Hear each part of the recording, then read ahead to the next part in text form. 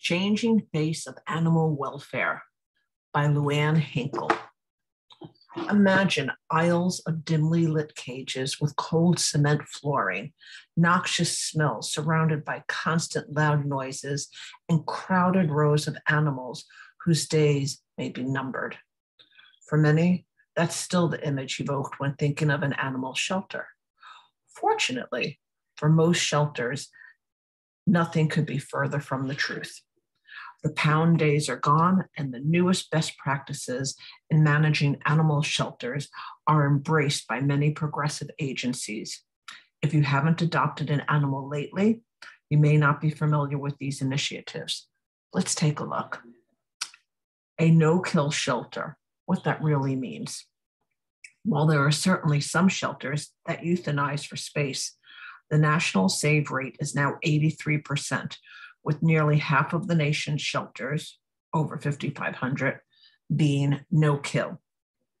And to be able to tout the fact that a shelter is a no-kill shelter, the accepted benchmark is saving or adopting 90% of animals housed.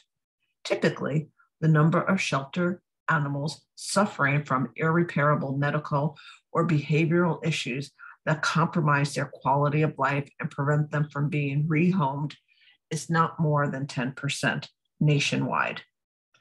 Shelters provide costly surgeries and medical treatments that consume a large portion of their budget. Additionally, many have vets on staff to provide constant care, as does Olympic Humane Society, located in Port Angeles, Washington, and Kitsap Humane Society, located in Silverdale, Washington. Their average save rate hovers around or above 95% for both. Dog catchers, a thing of the past. Another image that we remember from childhood and cartoon images is the mean dog catcher that roams the streets just looking for a dog or cat to scoop up from its yard with a floppy net.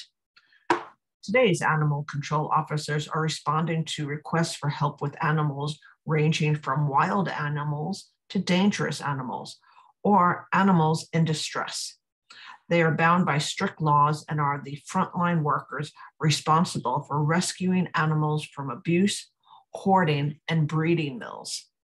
Besides animals that come from animal control cases of abuse or neglect, Olympic Peninsula Humane Society and Kitsap Humane Society transfers animals in from the existing overcrowded shelters, accepts surrenders from owners, and cares for roaming animals with no apparent owner. As in the case of OPHS and KHS, most shelters take in every animal, regardless of disposition, whereas other agencies may pick and choose which animals they will accept.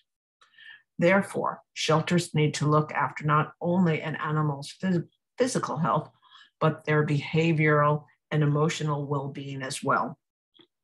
While dogs present more challenges in this area than cats, felines can have behavioral issues as well. Training and socialization.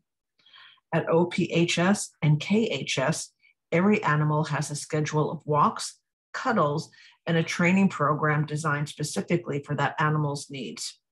Trainers, staff, and volunteers reinforce lessons and good behavior. To be frank, this is not easy, especially if you have hundreds of animals in the shelter.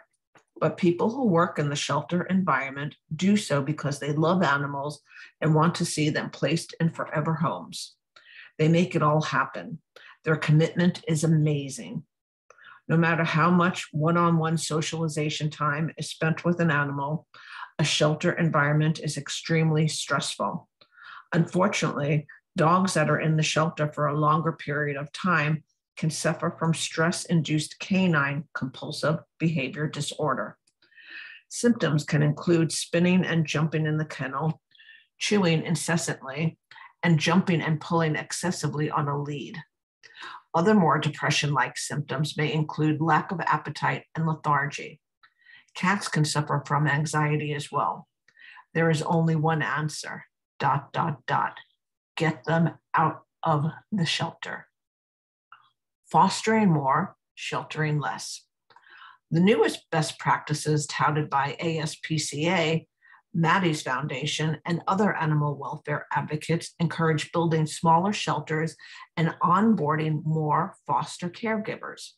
However, in order for a foster program to work well, a good foundation of process and support for cat and dog caregivers must be in place.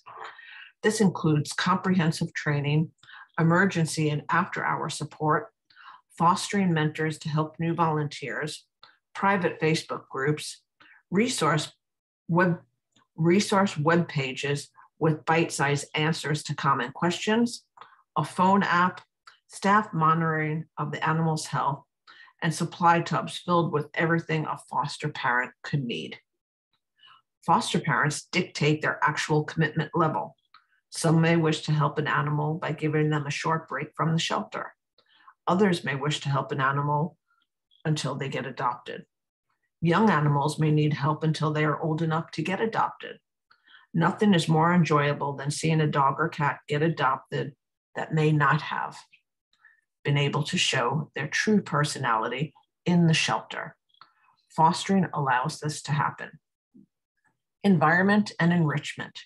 Heated floors, large outdoor, fenced play yards, roaming rooms, and outdoor catios, which are outdoor cat enclosures, soothing music, warm blankets, lots of TLC, and other stress-reducing practices are employed at progressive shelters around the nation. In addition to cuddling and socialization, dogs and cats need stimulation. Many shelters have developed comprehensive enrichment plans by age. Items such as snuffle and licking mats, puzzle balls, and for cats, whack-a-mole toys that can be made from home are just some examples. Today's animal sheltering has evolved in so much more than what it may have been in the past. Even though most humane societies operate independently, together we make a promise to care for all animals, put their well-being first, and help match them with their forever homes. Adopting from your local humane society is a win-win for everyone: the pet owners, the pets, and the shelter. Luanne Hinkle is the Executive Director for Olympic Peninsula Humane Society, and you can reach out to her at 360-457-8206 to learn more about adoption or fostering a pet.